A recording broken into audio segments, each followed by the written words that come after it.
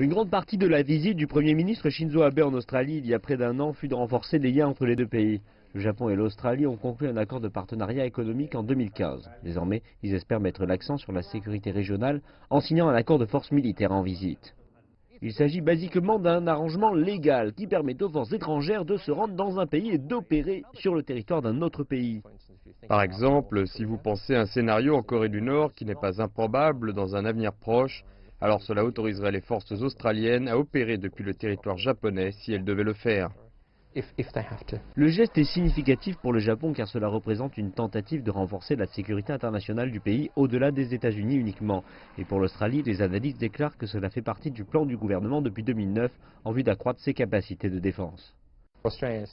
L'Australie envoie un signal visant à améliorer sa relation avec le Japon, mais aussi en vue de jouer un rôle plus actif dans le nord-est asiatique, qui est une zone relativement stratégique pour l'Australie.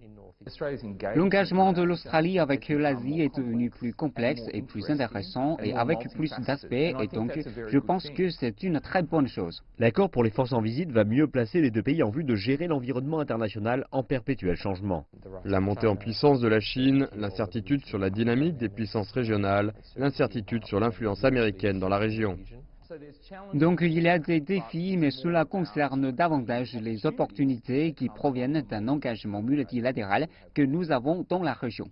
L'accord va également faciliter pour le Japon et l'Australie la tenue d'exercices conjoints et des missions d'aide en cas de catastrophe.